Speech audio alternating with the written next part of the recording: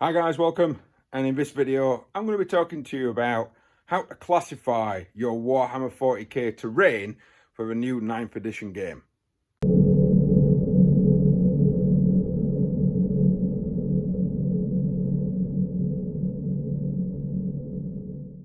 So you might be asking yourself, but Games Workshop's already classified the terrain. Excuse the hair, it's an absolute insane mess. Which is fine, yeah, they have done for a lot of their own terrain pieces.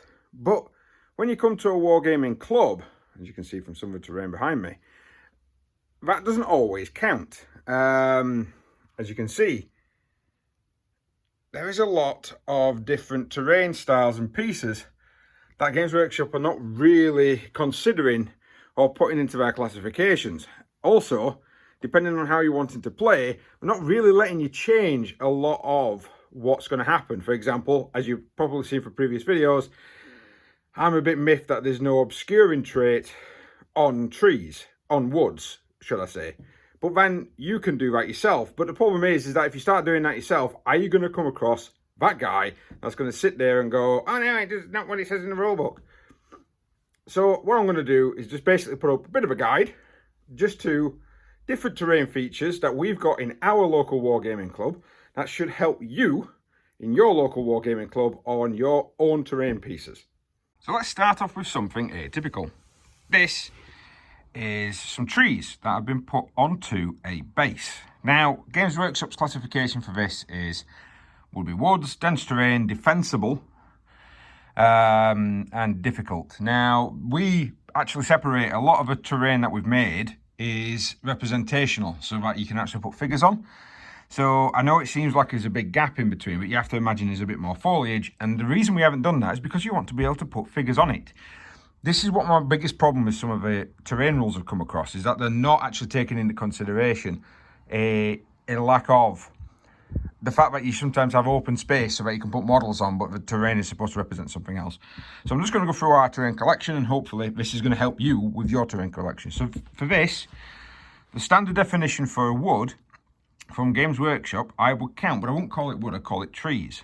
So basically with your opponent, I'd say that's dense terrain, it's defensible, and it's difficult ground. That's not a problem. But we at the club sometimes use these. Now this is basically so that if you wanted to put large groups of squads in, you could take away a tree for a large group of squads, and then that's representational of a dense terrain collection. For me, yeah, fine, give it dense terrain, give it defensible, but I would also argue that that would be obscuring. This is just me, but a larger terrain or tree piece to me should be defensible. But then you've got this, which is a very old style piece of terrain that we have with a road running through it. Now that has got trees and rocks all over it. So for me, there should be an element of, it should be, dense cover, possibly give it defensible. But because it's got a road running through it, don't have it where it's, where it's difficult terrain. Apologies for some cobwebs on it, it's been a while since we used this one. But it's a good example. So you could even give it light cover as well. This is what I'm saying by, you need to try and classify your own pieces of terrain. So this, with the rocky outcrop, the trees, but the road running through it, would, for me, would be dense cover, light cover, defensible.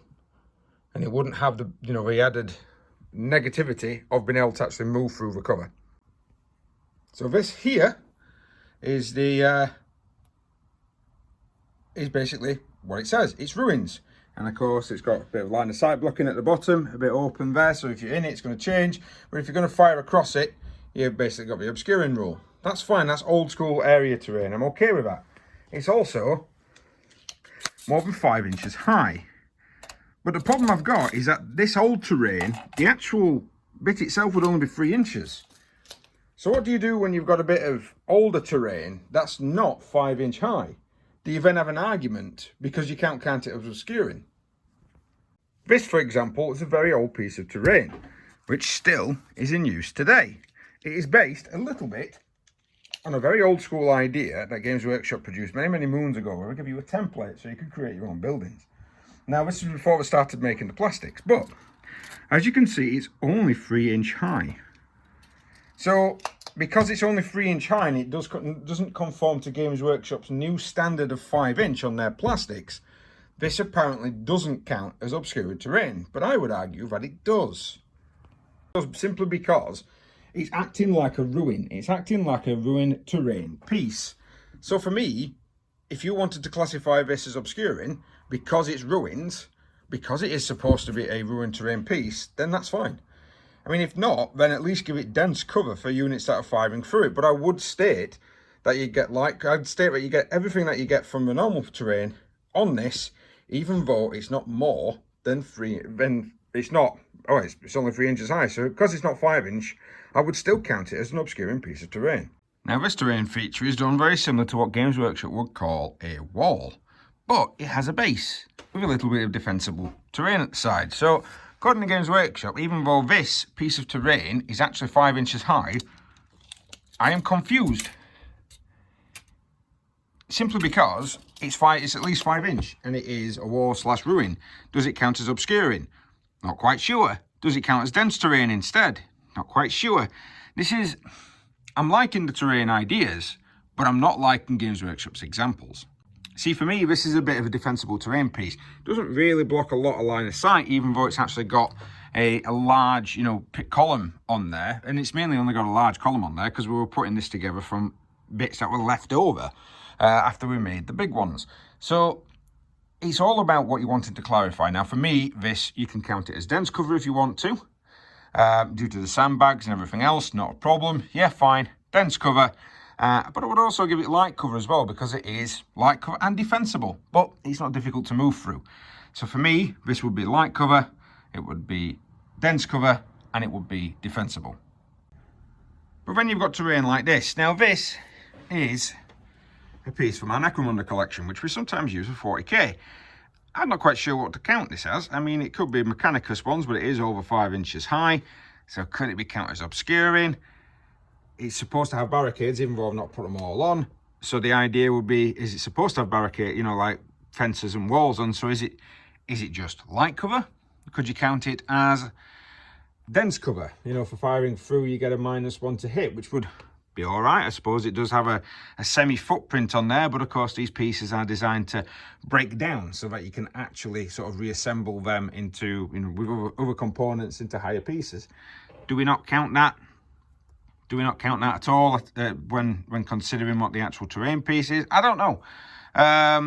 Although for me, this would be light cover and dense cover. That would just eliminate light cover, dense cover, but not defensible.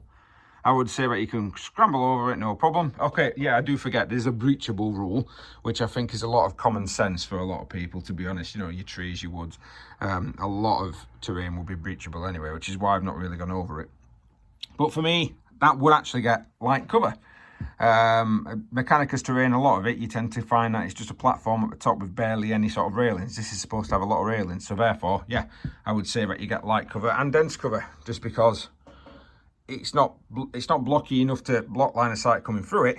But then again, it is quite an open space because you're supposed to be able to put crates and stuff on top. And now this little interesting piece. Yes, as you can see, it's some form of tin on a base with some old school piping. This is old school. This is like original Necromunda terrain that we've got. That's still quite useful.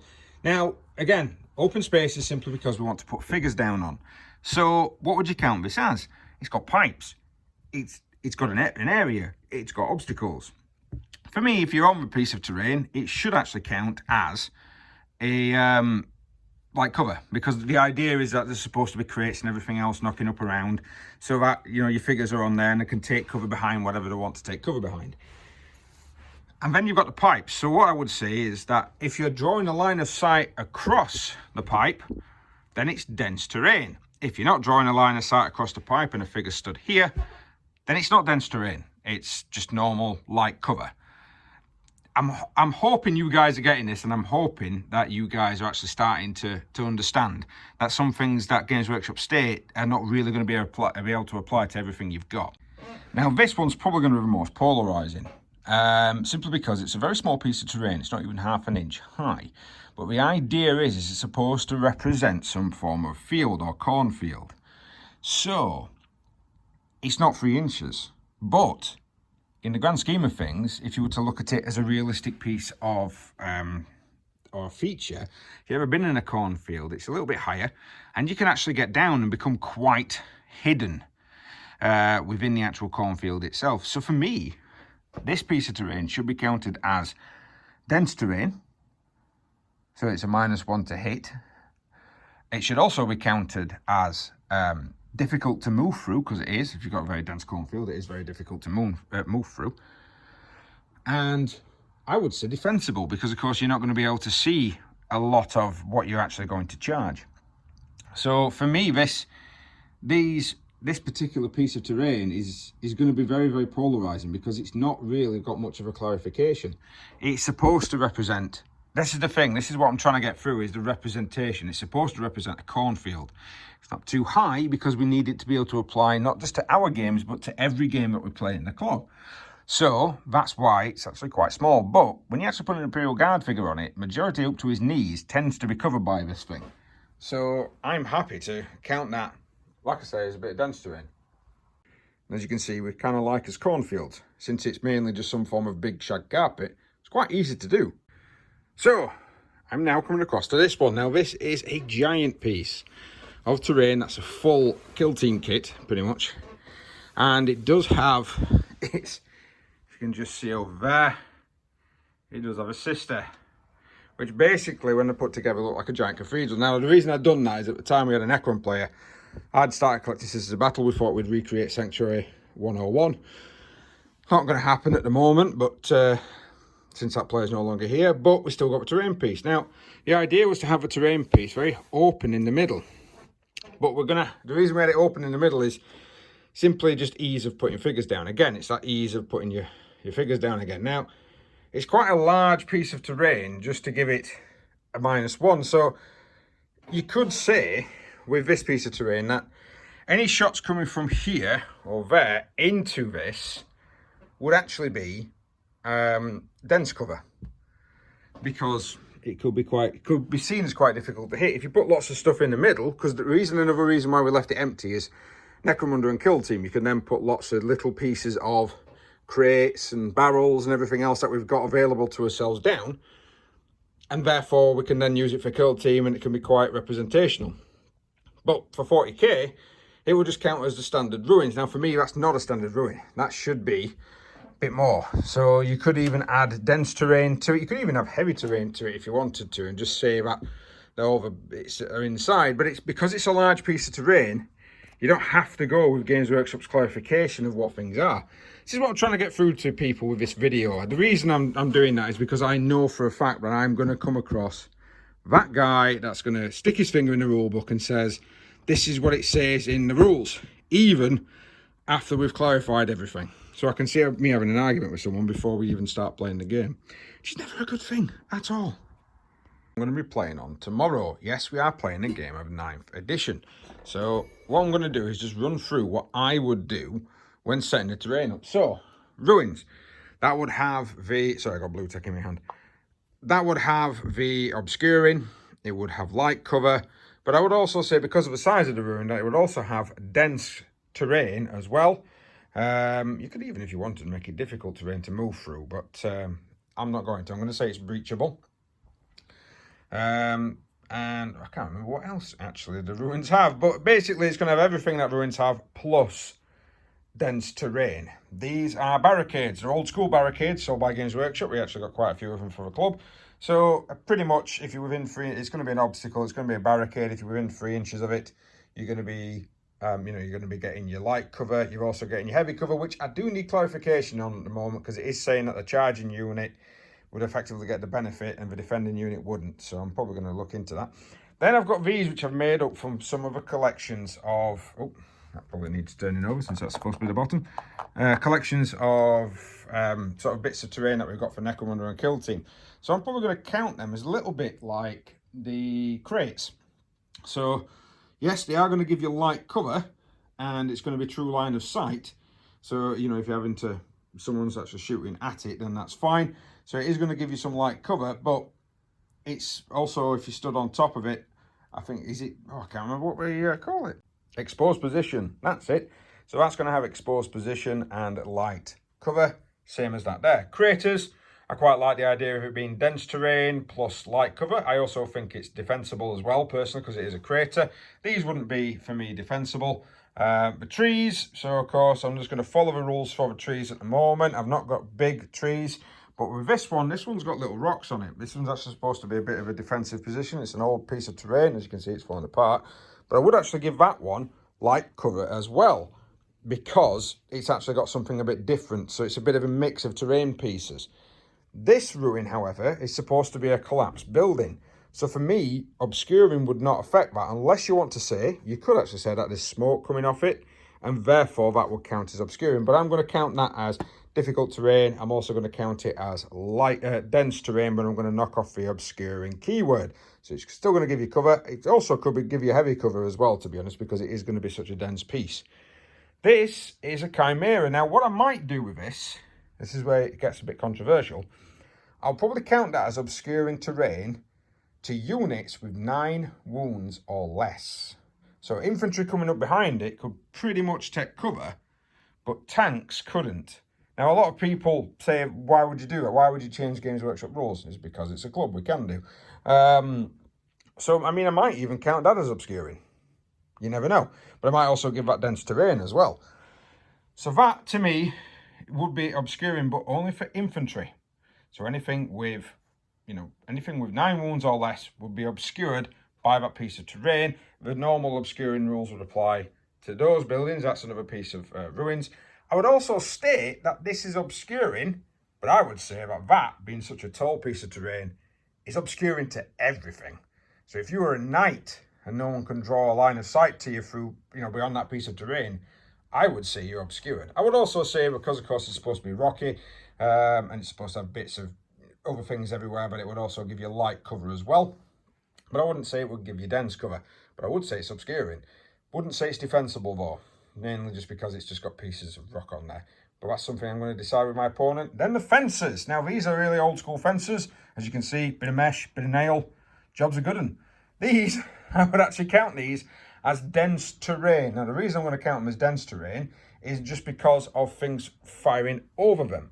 But what I would also count them as is breachable, so people can go through it, but I would also count it as dense terrain. Now, a lot of people will be going like, why would you do that? It's because I don't want people going 3 or 4 inches up and over, having a full move to try and go over it, so breachable, but trying to get through a solid fence can sometimes be quite difficult. It's got to be snipped, you've got to try and get through it. So to try and represent that, I'm going to hit it with the difficult terrain as well, to represent the fact that yes, you can get through it, you can walk through it without having to go over the actual terrain piece, but it is difficult to do. So knock off 2 inches from your movement. Me showing you that is not going to put you off from actually making your own pieces of terrain, or even mashing pieces of terrain together. Having terrain pieces that have got both sort of like a light cover and heavy cover, even obscuring. You can have a terrain piece that's got everything, which, apart from exposed positions, which I'm pretty much going to count these bigger ruin pieces as. And I might even start, counting certain things as other things as obscuring as well. But thank you very much for watching, guys. Please like, share, subscribe, hit that notification button if you do want to see more. I'm hoping this helped you with your games. It was a little ranty, but I'm hoping it gives you a clarification of what you can and can't do with Games Workshop's 9th edition terrain rules.